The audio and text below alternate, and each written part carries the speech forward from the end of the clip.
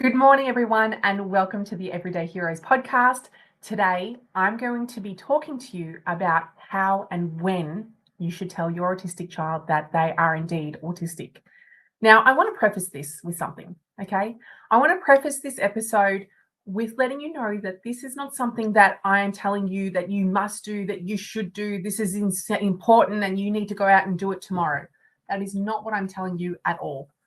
What I'm trying to explain to you is I'm going to show you and explain to you what that looks like if we do and if we don't tell our children that they're autistic. What does that mean for them and what does it mean for us and our family? Because it is so subjective. And you might be in a position right now that you've just received your autism diagnosis for your child and you could think of nothing worse than sharing that with them. No problems. Skip on by. Don't press play, move on. Maybe you are a couple of years in and you're thinking, oh, maybe I want to share something with that child. Maybe this is the episode for you. This is completely subjective. And it's something that I really want you to take with a grain of salt because every situation is different. Every child is different. Every age is different. And this is really important to share that with you so that you can understand what's at hand. So I want to talk to you about, being autistic it's beautiful. I love it. I love my beautiful boy.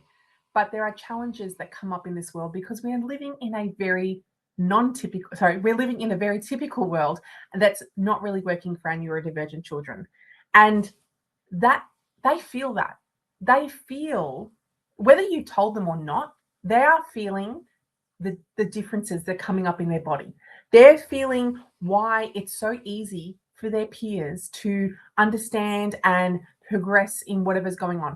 They understand and they feel when they're in a social situation and it's so easy for their peers to be able to maintain conversations, to be able to start up conversations, to talk about mundane things like the weather, which might really irritate an autistic person. They might recognize the differences when it's so much harder for them to communicate with the teacher, for them to complete their homework, for them to just be able to show up.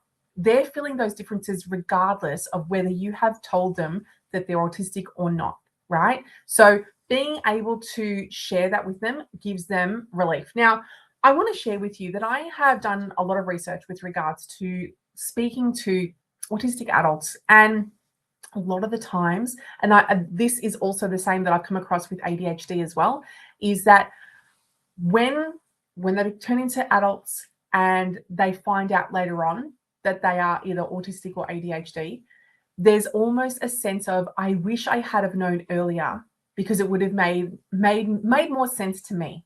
It would have made sense that I could understand why things were happening for me, especially the way that they were happening. And a lot of a lot of adults often turn around and say, I wish that you had have told me earlier. I wish that I was told this information earlier because I could have then been able to, put things in place, advocate for myself, being able to recognize about my capacities or my limits, my boundaries, understanding that I couldn't do every single thing that my typical peers could do, but that there was a reason why I couldn't do those things. Not to say that they can't do them at all, but rather this is where my limitations are and this is where I can't move forward anymore. And so when we don't tell them, when we don't share with them the diagnosis, they will internalize those feelings, right? Because as we said, they're already feeling like, I don't understand what's going on. I don't understand what's going on socially. I don't understand what's going on in the classroom. And so they internalize that difference as being bad, as being something that they are not worthy of, as something that, okay, my brain works differently, but not in a good way, right? So we don't want them to internalize that. We don't want them to make a story about something. And let's be honest, right? As human beings, we are story-making machines. We will make stories about literally anything, anything.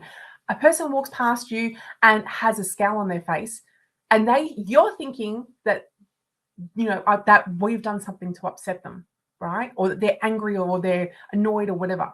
they're probably thinking, I'm so angry. I didn't take out that chicken out of the freezer. I didn't defrost it. So now I don't have food to give to the kids. We're probably going to have to get takeaway. I don't have cash flow for takeaway. Like, you don't know what's going on in that person's head, but we automatically make an assumption that it's about us. So I can guarantee you that these beautiful autistic kids are making assumptions, because I see it every single day in so many kids, whether they are typical or not. They are making stories in their heads about the situations and the environments that they're in, because someone did something and someone else did something else, and that means this.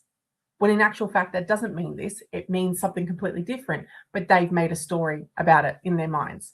And so this makes it really hard for you to break the narrative if they don't have all of the information. It makes it really hard, because then children will then utilize that story, whether you want them to or not, as a limiting belief as to why they can't achieve whatever they're going to achieve. Now, you could possibly come to me and say, but Nat, that could work both ways. I could tell my child that they're autistic, and they could be using that as their limiting belief. I can't do X because I'm autistic. True. But do you know how many people are in this world who are typical, who are using a narrative to stop themselves achieving greatness in their life? So many people. Talking about limiting beliefs is a huge topic, which is why there's a bazillion books being written about it, a bazillion podcasts being spoken about it. People are going to always use a narrative around what is limiting them to being the best that they can be. Whether you give them the information or whether you don't, they're going to create that narrative regardless. And so we want them to really understand what's at play here. And again, you can share that information when it feels right for you and your child and your family, because it's not the same for every single parent, and it's not the same for every single child. But one thing I do want to share with you is that when we don't tell our children that they're autistic, or when we whisper about autism, we don't want them to hear, we've got to be quiet about it. It shows the child, it shows society, it shows our family that autism is the dirty secret, right? Whether you want to think about that or not, whether that's painful for you, that's the reality, right? If we're being quiet about it, if we are not sharing that, we're telling the world that I don't want you to know, because it's really important that he's going to grow out of it and be completely fine, right? And that we're going to be able to move through this, and this is going to be fine, and it's going to be a thing of the past. Not sharing it can have detrimental consequences. And so then if we do treat it like a dirty little secret, we are also, and especially if the siblings know that their sibling is autistic and they're expected to hold that secret, that is completely damaging for them as well. And it's a heavy secret for someone who's maybe 6, 10, 15 years old, that you've got to try and explain this behavior away and try to make excuses for why their sibling is stimming, or why their sibling is, not talking or having a meltdown or needs body movement breaks. We need to be able to be honest with the people around us so that they can give us the support that we need in order to show up. And I don't want autism to be a dirty little secret. Lord knows it wasn't that long ago that autistic kids were locked up. It wasn't that long ago, right? You're talking maybe in the 60s, 50s.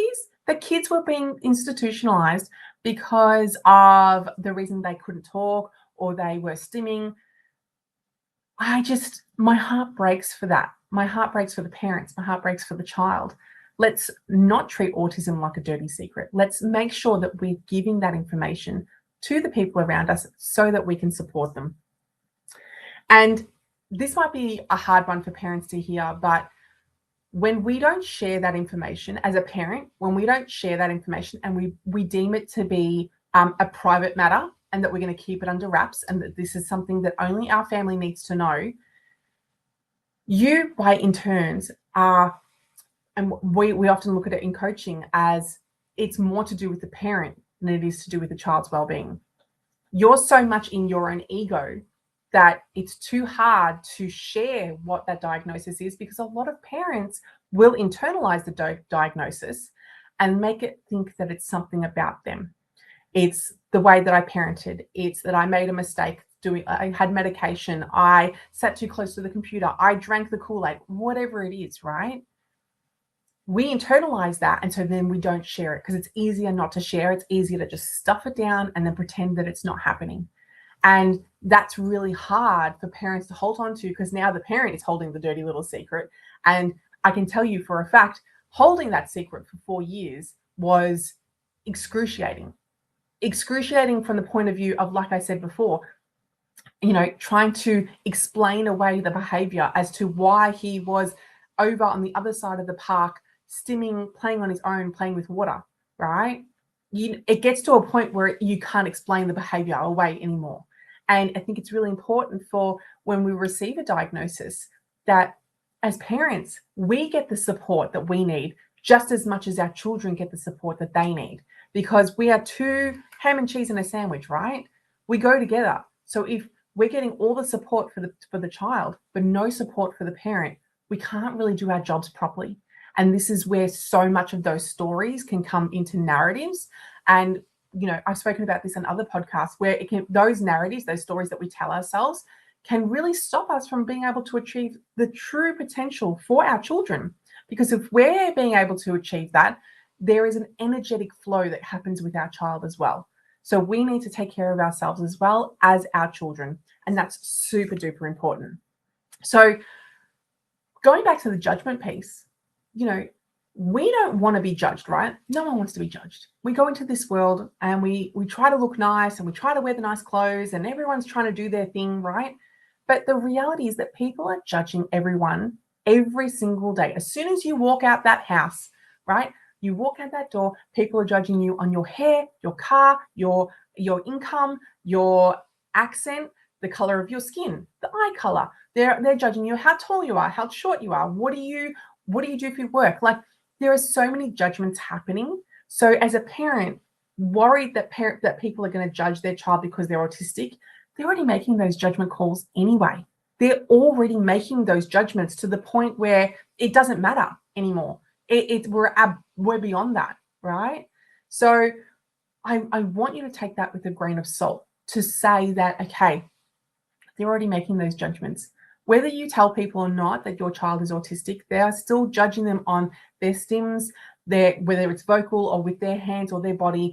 They're judging them why they're wearing their headphones. They're judging them as to, why they won't make eye contact. There's judgments everywhere. And we can insert a narrative. We can insert the narrative that this child mustn't be very bright. I'm going to pity that child because, Johnny's just not that smart. No, actually, Johnny's probably a genius, but in typical society, he can't really show that ability of being a genius because he's so overloaded with everything that's going on in his environment. And that can be, the tags on the clothes, the material of the clothes, the environment that he's sitting in. It's too loud. It's too noisy. There's too much going on. There's too much light. There's too many kids. We don't take into those considerations what is going on for poor little Johnny. So we make this narrative that it's better to not tell them at all. And so children show up who are autistic are showing up in a way that they don't recognize why it's harder for them. And it becomes increasingly more evident when all through primary school, and especially when they get to those older stages of grade 5 and grade 6. And sometimes puberty can make it harder and sometimes it can make it easier. And so it's one of those things that we need to arm our children with what we've got. And for so many parents, and it's, again, I really want to tell, hear me when I say this. It is a personal thing whether you tell your child that they're autistic or not. Again, I'm not telling you, you must go out and tell your child that they're autistic right now. Not at all. That is absolutely not what I'm telling you. I'm telling you both sides of what is possible and what could come up if we do and if we don't tell them, because it can feel really hard for them. And we're not in their shoes as parents, and especially if you're a typical parent, you cannot be in the same shoes as your neurodivergent child. It would be very hard for you to relate how that would feel. Maybe if you were an autistic adult, you would know how that child is feeling. And so then you would then be Cool. Well, let's talk about it. What's going on and how is this working? So making sure that we can really empathize with them about what's going on and how they're showing up with their friends and in the school environment is so important.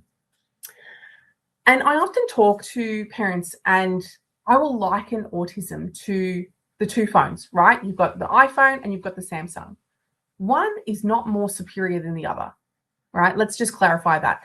They have got two very different operating systems and two very different ways of using their language. So it's our job then to learn that language so that we can implement the best that it can be, so that we can use the phone to the best it can be.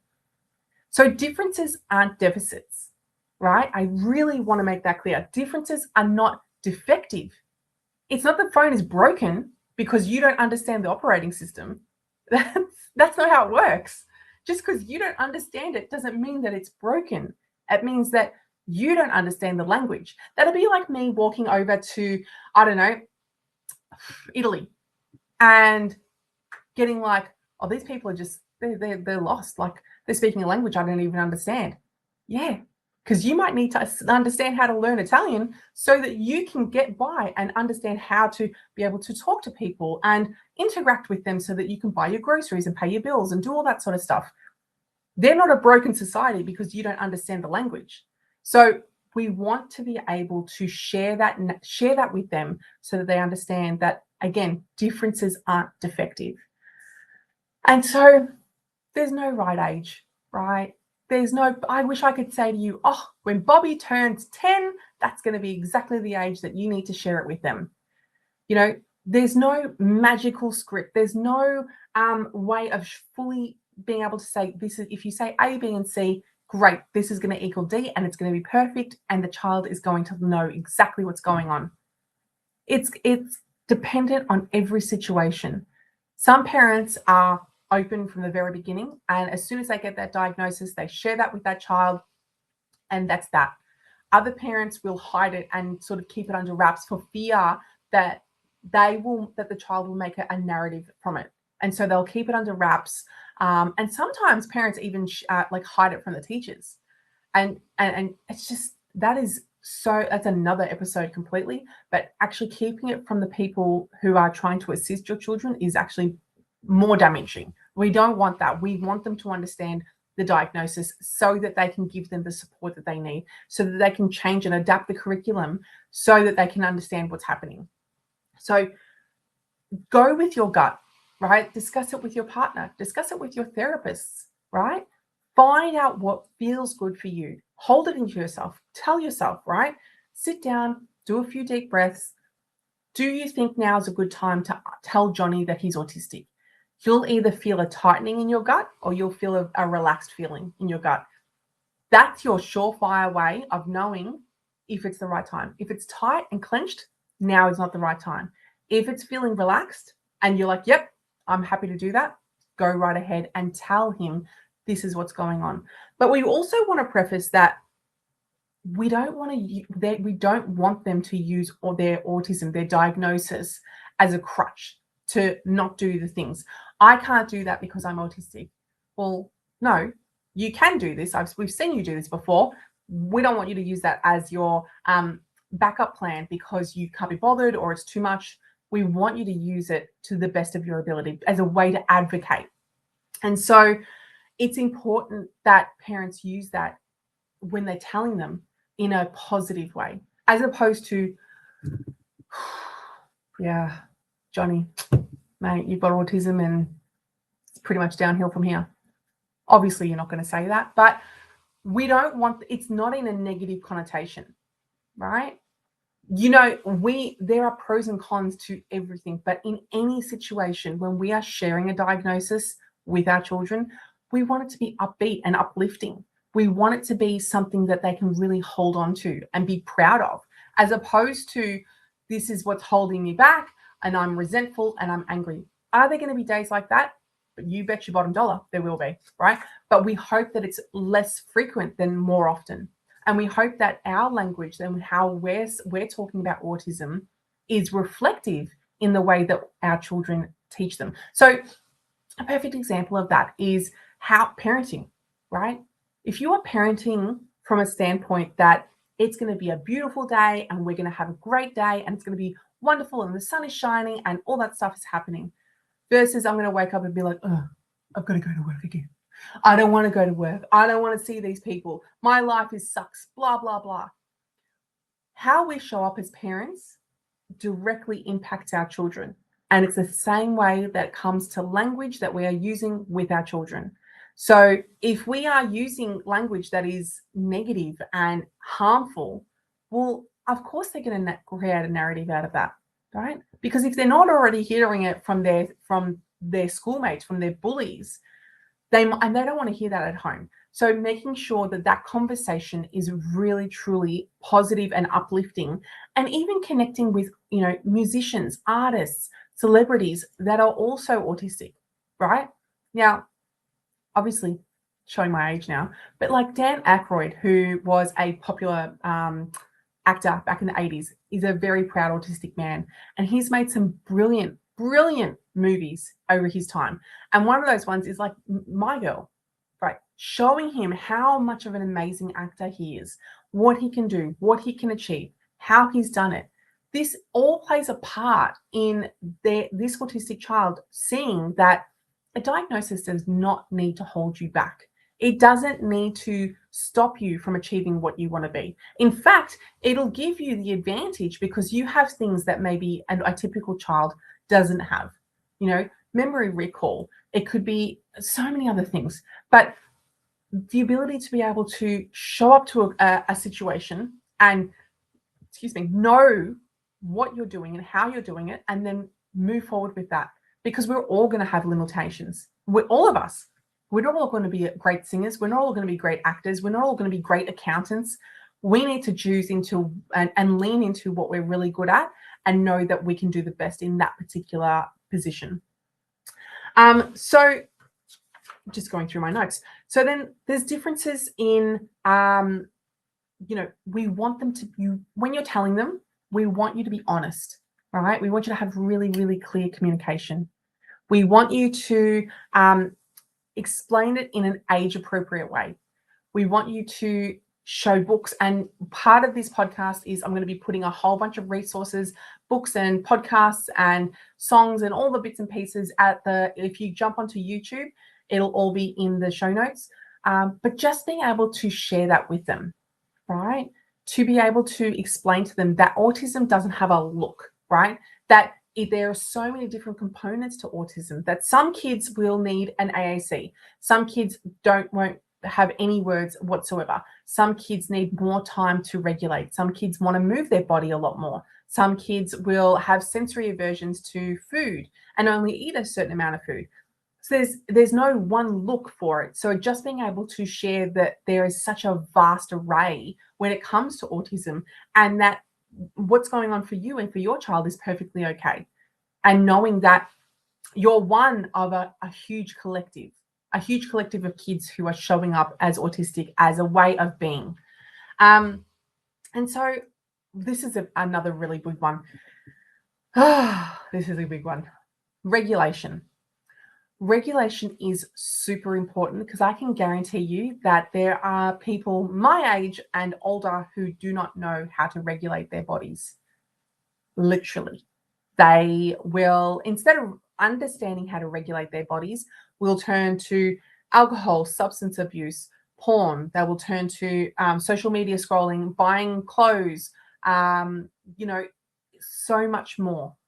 But they won't recognize that their body is dysregulated. And so then therefore they turn to an outside source to be able to help them regulate. So then what we need to do is, if we're modeling regulation, we need to show that to our children. And we need to teach them what it means to regulate, because chances are, as a neurodivergent person, they are going to become a lot more dysregulated a lot more often than their neurotypical counterparts. So recognizing, what does it make us feel when we are regulated? How do we get back into a regulated state after we've become dysregulated? And what do we need to do? And how do we make sure that cup, that it's not overflowing, right? That the cup is at a perfect level that we can maintain, as opposed to it's now so full that it's tipped over and we can't manage it anymore. So What are we doing to like let that some of that liquid out, some of that water out of the cup so that we have time to breathe? And kids are perceptive. My Lord, they are so perceptive. And they are watching you, whether they are typical or not, they are watching your every move. So if you're pouring that glass of wine as a way to regulate because you've had a hard day, or it's been, someone said something terrible to you, or you're stressed out, they're looking at that going, right, so this mummy's upset or angry, she's having a glass of wine and that makes everything okay, right? As opposed to that, let's look at, go for a run, listen to some music, dance around in your lounge room, have a bath, have a hot shower, catch up with a girlfriend. There's so many things that we can be doing instead of going to those external forces that models to our children that regulation is important. And this is what happens when we move out of it. So again, language. We want to use things, and I've written some down. Your brain works differently. There's a reason for this, right? For what's going on for you. Different doesn't mean bad. Different doesn't mean deficits. Different doesn't mean defective. You have strengths that other people don't. And I would absolutely argue with any person of any day to say that if they didn't think that an autistic child had strengths, I'd be like, buddy, we need to sit down, right? Because I can tell you a whole heap of autistic people who are exceptional at what they do. So we all have strengths, and it's up to us, and now as parents, it's up to us to guide our children to find those strengths so that we can really harness that and move forward with that. Your needs matter. This is a big one. Your needs do matter. And they matter so much that if your needs are not being met, you will really struggle in this world. You will struggle in relationships. You will struggle with friendships. You will struggle just to exist. So having your needs met is super duper important. And you deserve support. You deserve the support, however that looks, right? Whether it's through therapy, whether that's through home, whether that's through, external, where you're going to school. So having that support means that you can show up in the world as best as you can. And I would also say that we want to make sure that these kids, our beautiful autistic kids, are given the chance to voice their opinions, to share what they need to say in this world, right? As opposed to, this is too hard, we're not dealing with this, or Bobby, you're being too aggressive and too violent and too much. You're too much. Let's just move it out of the way. So we want them to have the language that they matter, that they care, that they can say what they need to say, and move the way that they need to move in order to be able to regulate it and show up. But again, it's not a one-time conversation. These conversations are not something that it's a one and done. You don't just get to come in and be like, hey, Bobby, you're autistic, and that's it. Don't work like that. It's an onion, right? We're layering with layers upon layers upon layers. And it's about having that conversation multiple times against different experiences that they've had, whether it's at school, with teachers, with peers, with friends. We want them to be able to come back and be like, okay, this is what happened. I don't really understand why, Jeanette said something and it fully triggered me, and now I don't know how to get out of that, right? And being able to hash that out and be able to understand why and for what reason, how could we be doing better, what led up to that point, right? What was happening beforehand to get you to the trigger. So there's so much more coaching that is involved when you are raising a neurodivergent child, because you really want to piece together what does that experience look like so we can best support you. And knowing that they can come to you, that they feel safe with you as a parent, is massively huge. We don't want, as children, we don't want parents, for the children rather, to feel like we can't go to their parents. We can't go and speak to mum and dad because they're going to, quickly shut down the conversation, because it's easier not to talk about autism than it is. So let's not speak about it, and we're all going to just pretend that Bobby's neurotypical. And whatever issue Bobby's going through, we're just going to sweep it under the carpet, which means that now Bobby has to figure it out on his own, or he's going to have to learn through his friends, or his friends' parents. We want you to have open conversations with the kids. Let them talk, let them get angry, let them be frustrated and confused, but be the sounding board for them so that they can go, but why though? Why did this happen? Cool, let's walk through it. Let's walk through step by step. And giving them the space to feel those emotions as opposed to it's wrong, it's bad, we're not talking about this, I'm going to shut it down.